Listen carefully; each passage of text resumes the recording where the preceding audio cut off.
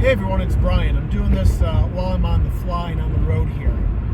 So, mainstream adoption of Bitcoin. Mainstream adoption, tighten this up. Mainstream adoption, I think a lot of people in the space haven't quite figured this out yet. Mainstream adoption doesn't mean the world converts over to a system that Bitcoin runs, that it becomes like Bitcoin. Mainstream adoption of Bitcoin, the Bitcoin protocol, the Bitcoin main chain network means that people use the Bitcoin main chain, they use the Bitcoin network and are able to utilize that while performing everyday functions that don't necessarily require it. Two examples. One is BlockFi. BlockFi is a finance company. BlockFi uses cryptocurrencies as collateral and also as an asset of value to issue. So if I have, say, some Bitcoin, I can deposit Bitcoin into an interest-bearing account. That Bitcoin, in turn, is used either as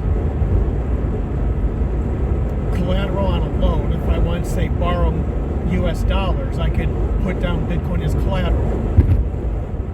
Or if I wanted to borrow Bitcoin, let's say to trade, I could do that.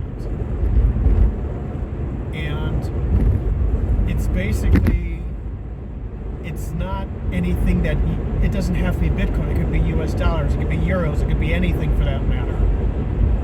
So there's not anything really innovative, but it utilizes Bitcoin. It gives, it adds on, you have Bitcoin here, it adds a use case to it. Second example, so with Bitcoin, all the transactions that get transmitted on the network, meaning going from wallet A to wallet B, every 10 minutes a new block of those transactions are confirmed. You can think of it as like a new page of the ledger that keeps track of all the information and transactions. Well, people often criticize that's not usable. You can't scale that. You can't use that for everyday transactions like buying a cup of coffee. Who can wait 10 minutes for a transaction to go through? And that's correct. So what was built was a layer on top of that, a second layer, as it's called the Lightning Network. And the idea is that you have two nodes. Let's say for that cup of coffee, what it would do is you would buy that cup of coffee, the transaction goes through, there's a little bit of Bitcoin held by each node. The Bitcoin exchanges between nodes, and then at some predetermined point, the final transaction gets recorded to the Bitcoin blockchain. But it doesn't have to be right away for the transaction to occur. So there was a gentleman that, the names are escaping me right now, so I'll just plow ahead. He created a payment network that runs on the Lightning Network, or a payment platform that runs on the Lightning Network. And I remember his name's Jack Mahler.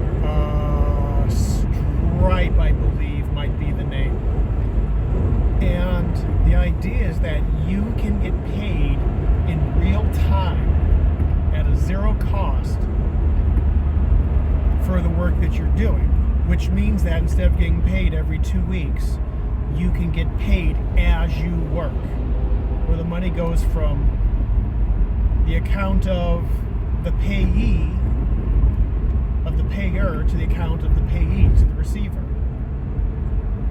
And it uses the Lightning Network. It's not that it uses Bitcoin. It doesn't record these transactions on the main network, but it uses the Bitcoin network as a settlement platform, the same way that Visa or ADP, the payroll processor, uses the SWIFT network to be able to perform these transactions. The transactions are performed and then eventually get settled. So it's these sorts of things, these outside applications that are used in everyday life that end up becoming the things that add value to the Bitcoin network. So these are the things. This is what mainstream adoption looks like. It's having everyday applications that in some way, shape, or form utilize either the asset of Bitcoin or the protocol or the network of Bitcoin. So just throwing this out there. Keep your eyes open, be alert, and be well, everyone. Talk to you soon.